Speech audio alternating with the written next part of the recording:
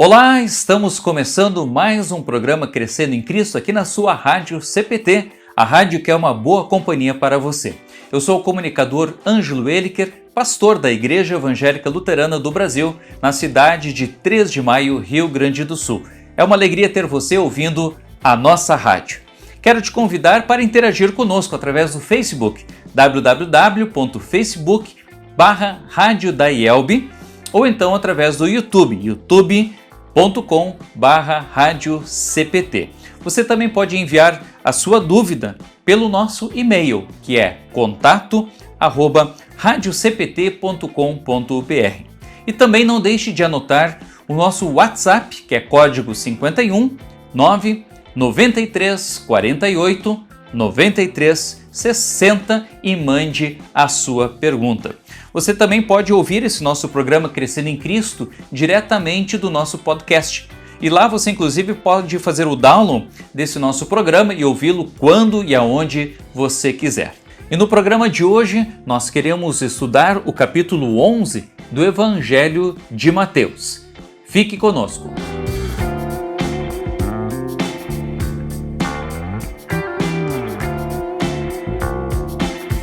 Muito bem, o capítulo 11 será uma sequência do segundo grande discurso de Jesus dentro do Evangelho de Mateus, que se inicia no capítulo anterior, capítulo 10. O primeiro grande discurso, o Sermão da Montanha, no capítulo 10, então é um discurso de uma forma especial aos 12 discípulos, quando Jesus encaminha eles para que também fizessem curas, milagres e pregassem a respeito do reino de Deus.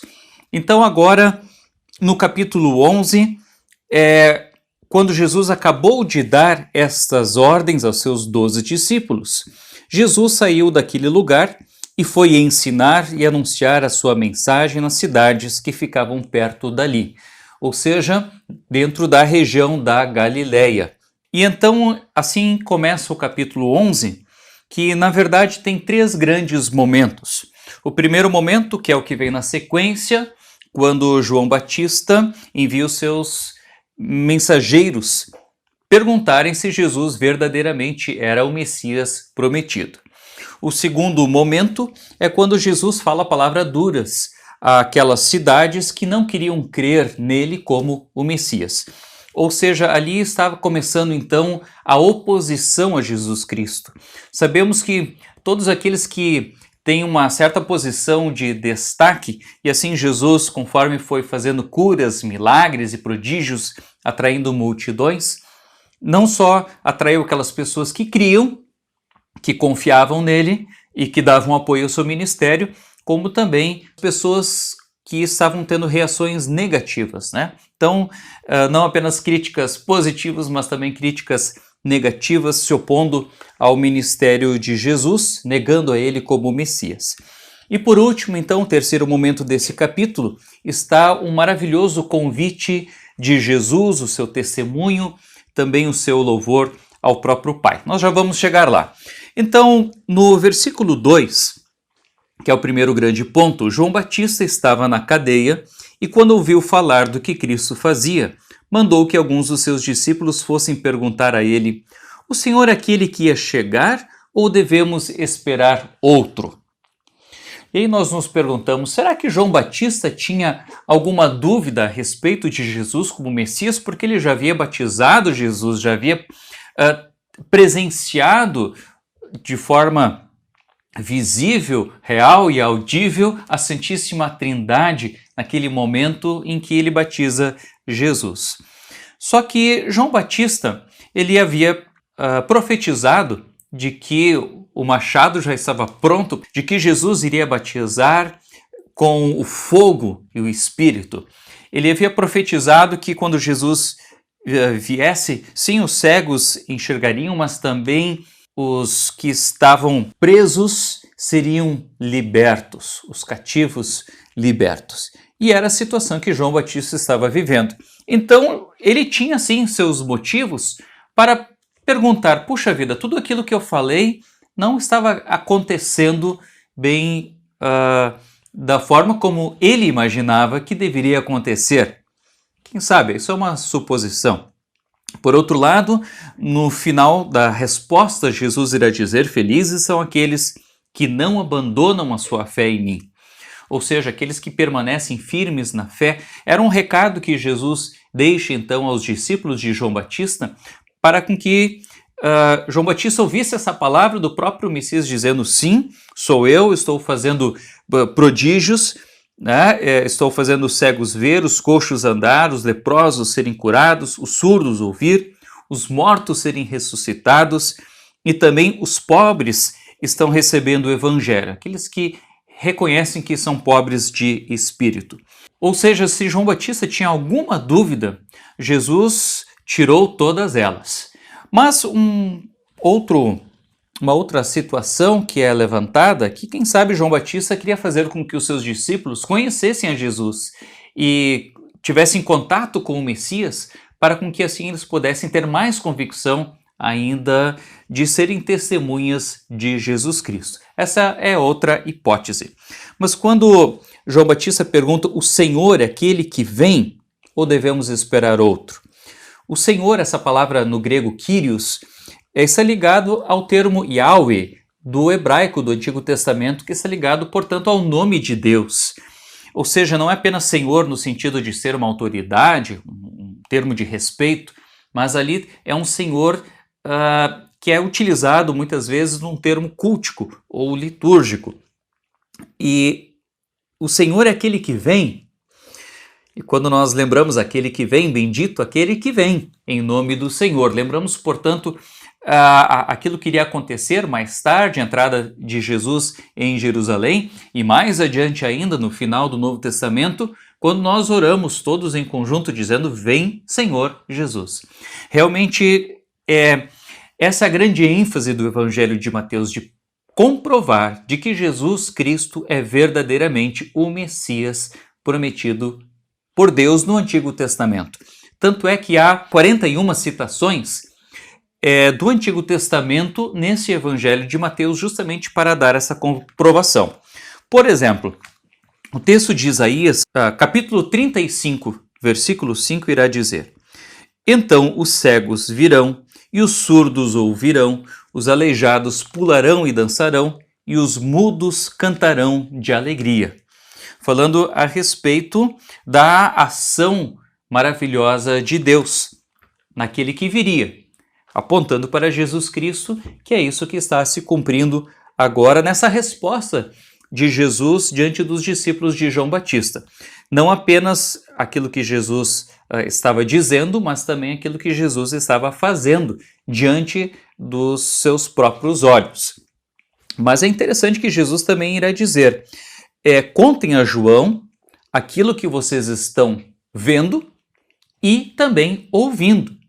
Ou seja, todos os ensinamentos de Jesus a respeito do reino de Deus e também a respeito do arrependimento, que era aquilo que João Batista também pregava. Isso agora Jesus continuava dizendo, pregando, e era isso que os discípulos de João Batista deveriam, ao retornar, também dizer ao João Batista. Então, na sequência, o versículo 7, quando os discípulos de João foram embora, Jesus começou a dizer ao povo o seguinte a respeito de João: o que vocês foram ver no deserto? Um caniço sacudido pelo vento? O que vocês foram ver? Um homem bem vestido? Ora, os que se vestem bem moram nos palácios. Então me digam, o que esperavam ver? Um profeta? Sim, eu afirmo a vocês que vocês viram muito mais do que um profeta. Porque João é aquele a respeito de quem as Escrituras Sagradas dizem. Agora então uma referência lá a Malaquias 3. Aqui está o meu mensageiro, disse Deus. Eu o enviarei diante de você para preparar o seu caminho. Versículo 11. Eu afirmo a vocês que isto é verdade. De todos os homens que já nasceram, João Batista é o maior. Porém, quem é menor no reino do céu é maior do que ele. Então, João Batista é justamente aquele que fora profetizado já no Antigo Testamento e que ele não era uma pessoa qualquer que mudava de ideia, ele estava realmente bem centrado naquilo que iria dizer e fazer, não era um caniço sacudido pelo vento, e ao mesmo tempo era uma pessoa humilde, não vestia roupas finas de linho ou seda, né? mas acima de tudo, mais do que a sua forma de vestir, a sua humildade de fé no sentido de reconhecer a sua pequenez, a sua dependência completa de Deus. E é por isso que Jesus vai dizer que João Batista era o maior de todos, porque ele era o que se considerava menor. Aquilo que o apóstolo Paulo também irá dizer, de que ele se considerava o maior de todos os pecadores e que precisava muito de Jesus Cristo, do seu perdão. E é isso que Jesus vai dizer: quem é o menor no reino dos céus é maior do que ele. Ou seja, nós hoje talvez não recebemos todas essas curas físicas que nem Jesus estava realizando, comprovando que ele era verdadeiro Deus. Isso não é mais necessário hoje, mas Deus continua nos curando através do seu evangelho, nos concedendo o reino de Deus, nos concedendo o perdão de todos os pecados. Ou seja, mesmo ainda hoje nós vemos essa ação de Deus. Deus não simplesmente deixou de agir nesse mundo, bem pelo contrário, ele está presente, ativo hoje em nossas vidas. O seu reino está em nós, esse reino de Deus está agindo em nós, está conosco, porque onde está Jesus, ali está o reino de Deus. Então, se nós cremos em Jesus, se nós temos Jesus Cristo, esse reino de Deus também está conosco, nos pertence. Isso nos traz grande conforto e consolo para as nossas vidas. E Jesus vai dizer então que esse reino do céu tem sido atacado de uma forma violenta. Ele está falando a respeito dele próprio. Por quê? Porque a partir de então ele começa a falar de uma oposição, de pessoas que o estavam rejeitando, que o estavam atacando. Não só a ele, Jesus, como também o próprio João Batista. Na verdade, estavam atacando o próprio Deus, a sua própria palavra que eles estavam anunciando e pregando. Então, no versículo 16, Jesus vai dizer: mas com quem posso comparar essas pessoas de hoje?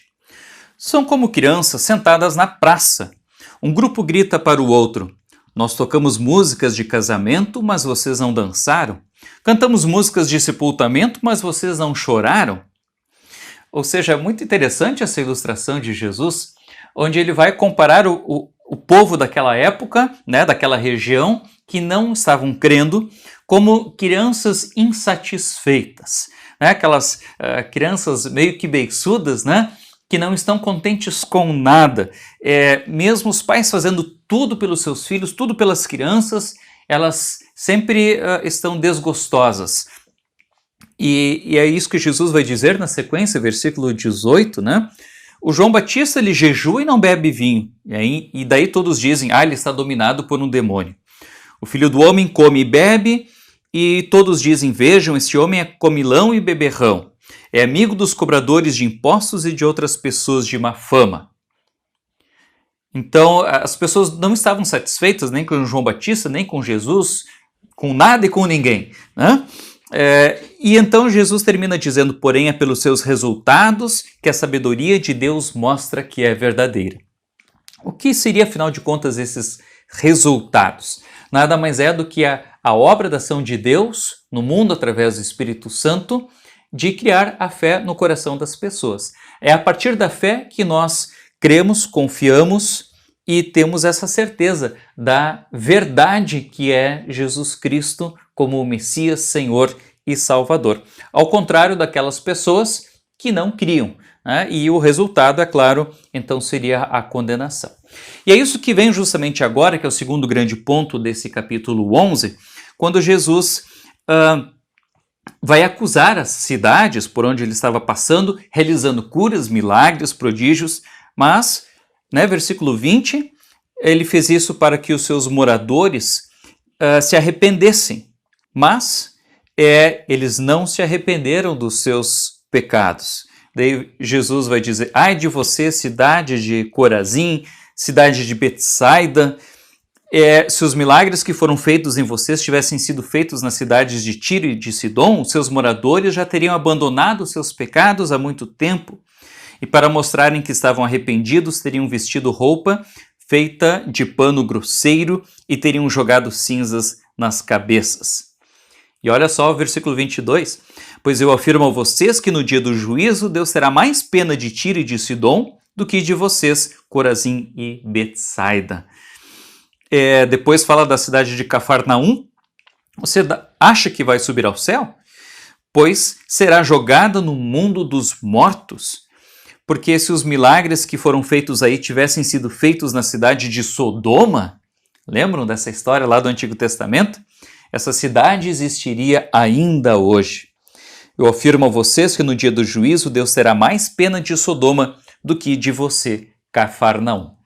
Então realmente são palavras muito duras de juízo do próprio Cristo diante dessas cidades ou dessas pessoas, desse povo que não queriam crer. Estavam com corações endurecidos e rejeitavam a Jesus como o Messias prometido de Deus. Então, esse Jesus que talvez seja considerado para esses uma pedra, aquela pedra angular, não no sentido de ser a pedra que nos dá a sustentação da casa da nossa vida, o fundamento da nossa vida, mas é uma pedra que, para aqueles que não creem, uma pedra que esmaga, né? Ou também alguns considerados como a pedra de tropeço, que é o que Jesus vai dizer no versículo 6 desse capítulo, né? Aqueles que não fazem de Cristo uma pedra de tropeço, mas sim que creem nele de coração. Aliás, esse capítulo 11 e 12 vão ser a base também do capítulo 13, onde aparece então a parábola do semeador. Isso explica muito essa semente, essa palavra que precisa ser pregada, semeada e vai cair nos mais diversos solos. Muitos vão crer, essa palavra irá produzir e frutificar, em outros solos não.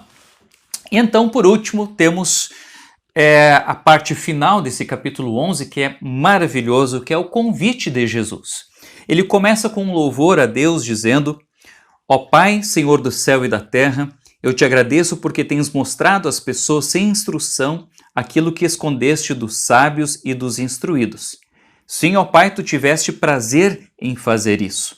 E então conclui com os últimos 3 versículos, 28, 29 e 30, onde Jesus diz: Venham a mim todos vocês que estão cansados e sobrecarregados, cansados de carregar as suas pesadas cargas, e eu lhes darei descanso.